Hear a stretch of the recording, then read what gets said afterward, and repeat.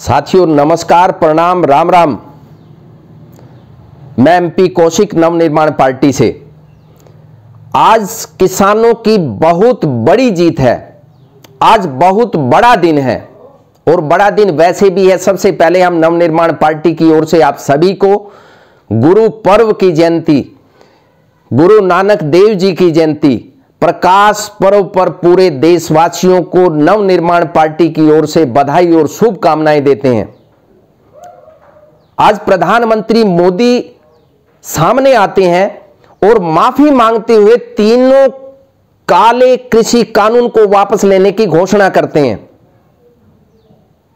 संसद का सत्र चलने पर इसे कानूनी तौर पर जो वापस लेने की प्रक्रिया होती है उसे अडॉप्ट किया जाएगा, उसे अख्तियार किया जाएगा।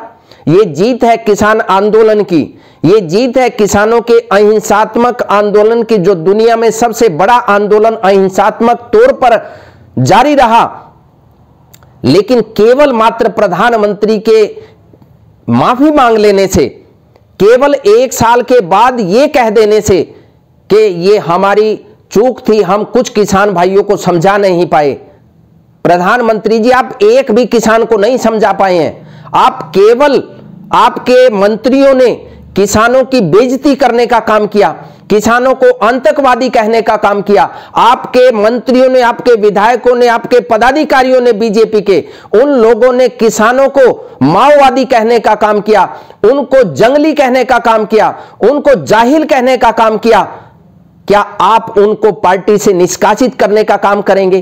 क्या आप उनको अपने मंत्रिमंडल से बाहर करने का काम करेंगे? नवनिर्माण पार्टी की मांग है कि आप उनको बाहर का रास्ता दिखाइए यदि आप किसानों के थोड़े से भी हितैषी हैं। हालांकि आप हितैषी हैं नहीं, क्योंकि ये जो कृषि कानून वापस लेने का फैसला लिया गया वो केवल चुनाव के मद्देनजर रखते हुए लिया गया, क्योंकि आपकी जमीन खिसक चुकी है।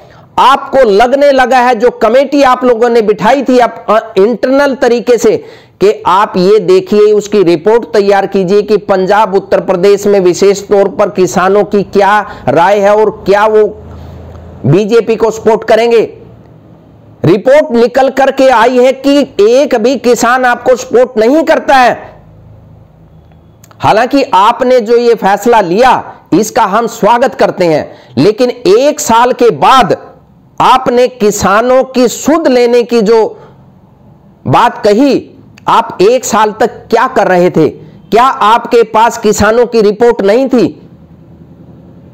600 से ज्यादा किसान मर गए या मार दिए गए, या इस तरीके का वातावरण पैदा किया सरकार के द्वारा कि इतने किसान शहीद हो गए। आपके इस फैसले से क्या वो किसान वापस आ जाएंगे?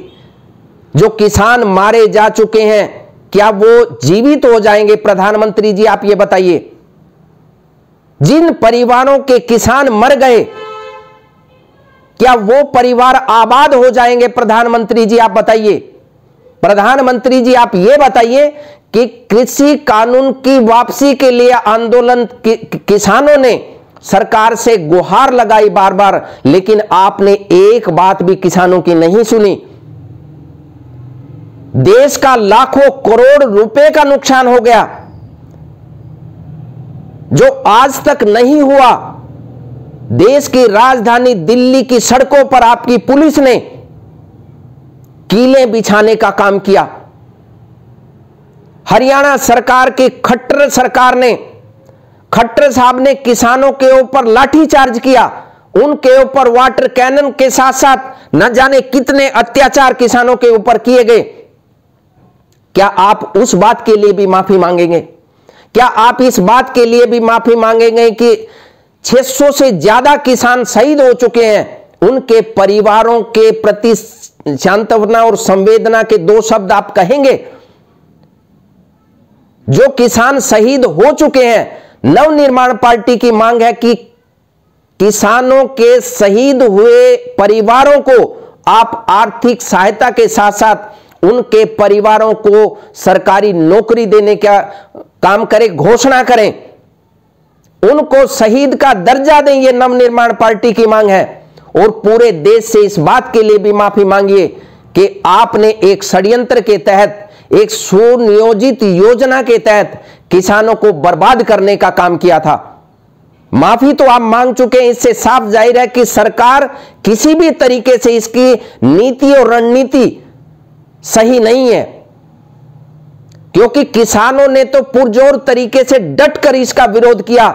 इस वजह से आपको झुकना पड़ा, वरना आप तो तुगलकी फरमान जो दे दिया, उसमें चाहे किसी का नाश हो, किसी का भट्ठा बैठे, कोई आदमी मरे, चाहे देश बर्बाद हो जाए, आप वापस नहीं हटने वाले थे।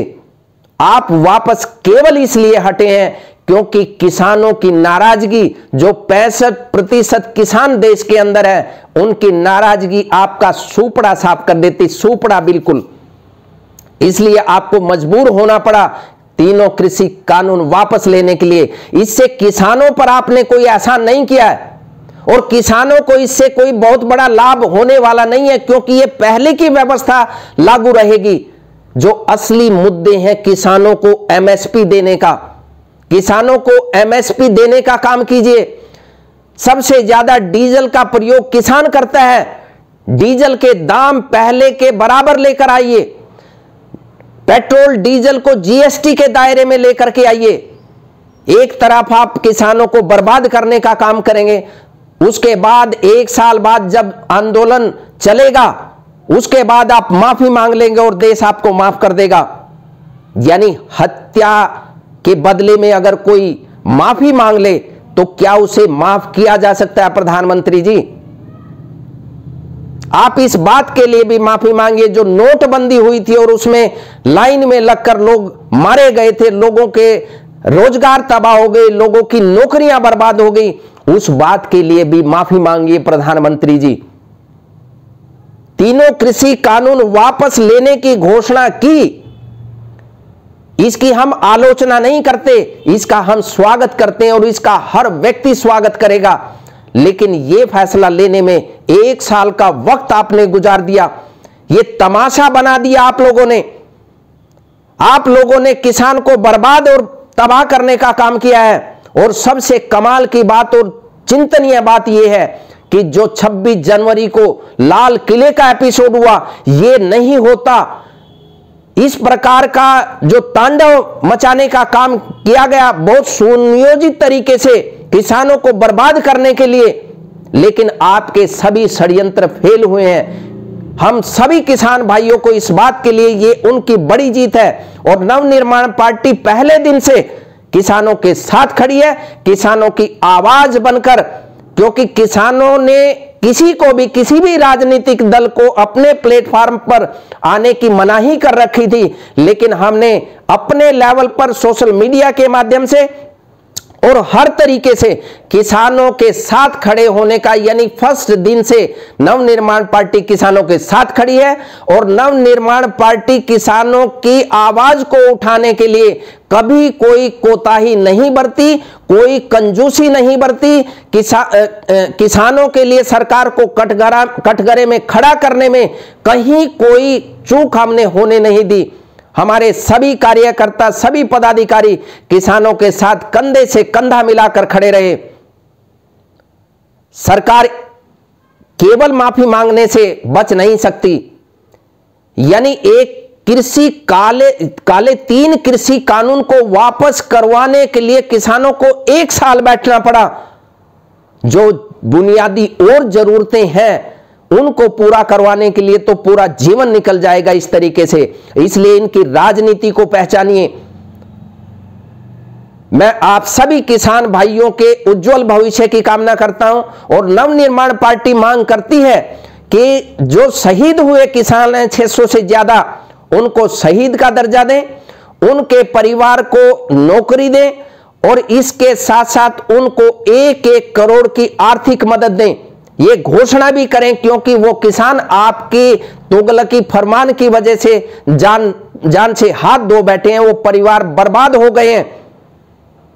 मैं सभी देशवासियों से, सभी किसानों से हाथ जोड़कर आपकी इस जीत की बधाई देता हूं। मैं इस बात के लिए बधाई देता हूं नवनिर्माण पार्टी की ओर से, आज गुरु पर्व के प्रकाश पर्व पर ये खुशी का संदेश है, खुशी का माहौल है, लेकिन हमें सोचना होगा, हमें समझना होगा इनकी रणनीति क्या है, इनकी कूटनीति क्या है। लेकिन आज वाकई किसानों की बड़ी जीत है। मैं आप सभी किसान भाइयों का धन्यवाद करता हूं कि आपने अहिंसात्मक तरीके से इस आंदोलन को बाखूबी तरीके से आगे बढ़ाया और सरकार को झुकने पर मजबूर कर दिया। सभी किसान भाइयों को हमारी ओर से प्रणाम, नमस्कार और बधाई, और सभी देशवासियों को एक बार फिर प्रकाश पर्व की नवनिर्माण पार्टी की ओर से बहुत बहुत हार्दिक शुभकामनाएं। जय हिंद, जय भारत, जय जवान, जय किसान, नवनिर्माण पार्टी की जय।